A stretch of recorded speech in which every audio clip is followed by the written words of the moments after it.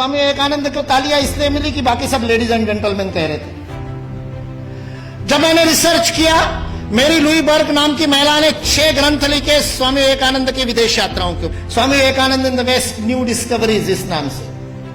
वो मेरी लुई बर्ग ने शिकागो की उस धर्म सभा में उपस्थित जो श्रोतागण थे उसके प्रत्येक के साथ संपर्क किया, जो जीवित थे, जो जीवित नहीं थे, उनके वंशजों के साथ उनकी डायरिया खंगाली, उसके पूरे मिनट्स पढ़े।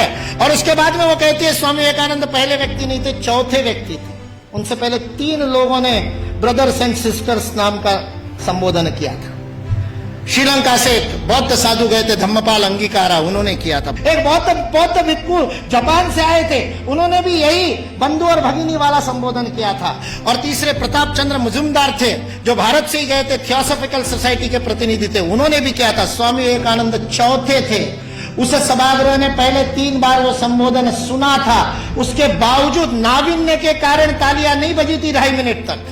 उसके बावजूद 2.5 मिनट तक तालियां बजी, क्योंकि वहां खड़े हुए व्यक्ति के अंदर वह भातृत्व का, वह बंधुत्व का, वह अपनत्व का, वह आत्मीयता का, मेरा कोई है, इस प्रकार का बोध उस वाणी के माध्यम से श्रोताओं के साथ जुड़ा था। सुभाष चंद्र बोस बहुत जबरदस्त वक्ता थे, मुर्दे को जगा दिया उन्होंने। अपनी पूरी आजादी सेना युद्धबंदियों में से तैयार की थी। हारे हुए युद्धबंदियों के कैदियों के बीच में ऐसे प्राण फूंकते कि आजाद हिंद सेना की स्थापना हो जाए। वो सुभाष चंद्र बोस कहते हैं, आज स्वामी विवेकानंद जीवित होते तो उनके पैरों में मैं बैठा होता। उस सुभाष चंद्र बोस को किसी ने पूछा कि स्वामी विवेकानंद के शब्दों का असर क्यों हुआ, तो उन्होंने अपनी वो कवित्वमय वक्तृता में कहा था, जो बात होठों से बोली जाती है होठों तक पहुंचती है, जो बात गले से बोली जाती है मेरे जैसे चिल्ला चिल्ला के वो गले तक पहुंचती है, कभी कभी गले उतर भी जाती है, लेकिन हृदय तक वही बात पहुंचती है जो हृदय से कही जाती है। और स्वामी विवेकानंद के शब्द हृदय से कहते हैं। सारा 1.5 महीने का अपमान विष का प्राशन करने के बाद ये शिव वहां खड़ा होकर के कल्याण के मंत्र बोलता है और अमेरिका निवासियों को बहनों और भाइयों कह करके बोलता है, जिन अमेरिका वासियों ने उसको खाने के लिए नहीं दिया था, दर दर की ठोकरें खाने पर मजबूर कर दिया था, यू ब्लैक गेट आउट कह करके जिसका हर दरवाजे पर स्वागत हुआ था, 1.5 महीने तक अपमान सहने के बाद उस अपमान के विष को पी करके भारत का हिंदुत्व का सच्चा प्रतिनिधि जिसने गर्व से कहो हिंदू है, उस दिन 11 सितंबर को पहली बार बोला था कि मैं गर्व से कहता हूं कि उस हिंदुत्व का मैं प्रतिनिधि हूं। बस स्वामी विवेकानंद सच्चे अर्थ में प्रतिनिधित्व करता है और उस पूरे सभागार को ही नहीं, पूरी अमेरिका को अपने भातृत्व बोध से बोधित करता है। ये भारतीय संस्कृति की वैश्विक अवदान है, वसुधैव कुटुंबकम का भाव है। हमारे यहां किसी भी सामूहिक गतिविधि का सर्वोच्च आदर्श परिवार है। यदि आप अपने संस्था में परिवार का भाव स्थापित नहीं कर सके तो उस संस्था का नेतृत्व करने का आपको अधिकार नहीं है। यह भारत का बोध है। मैं कहता हूं ये कुछ नहीं बिगाड़ सकते, ये विकृति फैलाने वाले कुछ नहीं बिगाड़ सकते, क्योंकि इस देश का समाज जीवंत समाज, और जो शरीर जीवंत होता है उसके नाक में धूल का कण जाता है तो छींक मार करके भगा देता है। भारत ने भी छींक मार दी तो भाग गए बेचारे, कहां जाएंगे। और आज जिस बात के ऊपर हंसते थे उन सारी बातों को स्वीकार करने के लिए विश्व मजबूर है, विवश है। एंगस मेडिसन नाम के एक अर्थशास्त्री को काम दिया गया सन 2000 में। जिस कालगणना की आप दोनों ने बात की, उस कालगणना में 1000 की गिनती बड़ी महत्वपूर्ण थी, क्योंकि बाइबल में लिख दिया कि 1000 वर्ष जब पूरे हो जाएंगे तो मिलेनियम पूरा होगा। और मिलेनियम का बाइबलिकल अर्थ है कि उस दिन वापस आएगा क्राइस्ट, और उसके बाद में सबका जजमेंट होगा और सबको कौन किसने पास में बैठेगा वो तय होगा, और जिसने नहीं माना होगा उन सबको जहन्नुम में भेज दिया जाएगा। 1000 साल बाद हुआ नहीं तो सबको लगा 2000 साल बाद होगा। इसलिए 2000 बड़ा महत्वपूर्ण वर्ष था।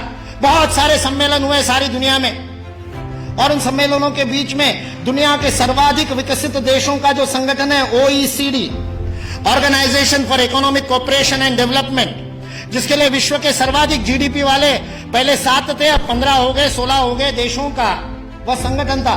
उस OECD ने सन 2000 में एंगस मेडिसन नाम के अर्थशास्त्री को यह काम दिया कि वो विश्व का आर्थिक इतिहास लिखे। और चूंकि उनकी गणना, उनकी हिस्ट्री 0 ईस्वी से शुरू होती है, तो एंगस मैडिसन को भी काम दिया 0 ईस्वी से 2000 ईस्वी तक 2000 वर्ष का आर्थिक इतिहास लिख दीजिए। उस पुस्तक का नाम है economic history of the world millennial perspective by Angus Maddison. OECD.org इस वेबसाइट से आप डाउनलोड कर सकते हैं।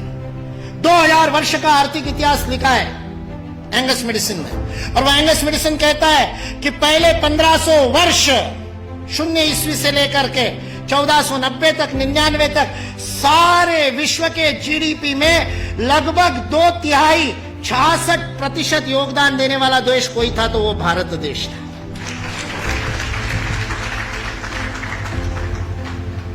मैं सोच रहा था, इतिहास का मैं विद्यार्थी हूं, आपके जैसा इतना अध्ययन तो नहीं किया, लेकिन मैं सोच रहा था ये 1500 से क्या संबंध है। तो पता चला वास्को दी गामा 1498 में आया था।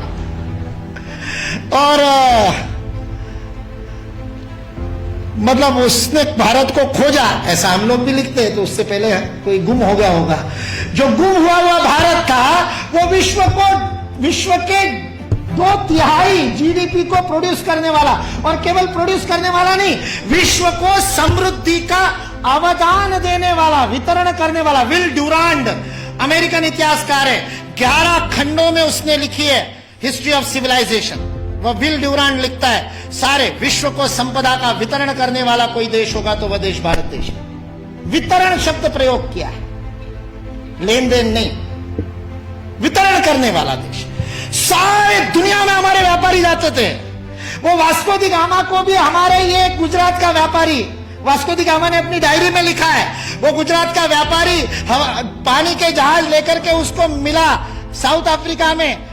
उसको तो भारत मिला नहीं था। इसने कहा अच्छा भारत खोज रहे हैं, चलो मैं ले चलता हूं। उसको मसाले भरने थे, इसलिए वो कालीकट गया, इसलिए वास्को दी गामा को कालीकट ले गया, नहीं तो भरूच ले आता गुजरात में। फिर हमारे इतिहास वाले लिखते कि वास्को दी गामा भारत को खोजता खोजता भरूच पहुंच गया। वास्को दी गामा को भारत के व्यापारी कान्हा भाई ने खोजा, मिल गया, और उसको कहते को भारत खोजना है, चल भाई मैं दिखाता हूं, चल मेरे साथ, और साथ में ले। ये वास्को दी गामा ने अपनी डायरी में लिखा है, वो बेईमान नहीं है, उसको छिपा करके इतिहास की किताबें लिखने वाले बेईमान। वास्को दी गामा की डायरी का उद्धरण दिए बिना हमारे को गलत इतिहास पढ़ाने वाले बेईमान है। वास्को दी गामा ने तो ईमानदारी से लिखा है। उसने ये भी लिखा है कि उस कान्हा भाई के जहाज मेरे जहाजों से कई गुना अधिक प्रगत थे। 40 खेने वाले लगाने के बाद भी मेरे जहाज को उतनी गति नहीं थी, जो उससे 3 गुना बड़े 3 मंजिल वाला जिसके ऊपर डेक था, ऐसे जहाज को केवल 16 नाविक खेते थे। ऐसा कान्हा भाई का जहाज था।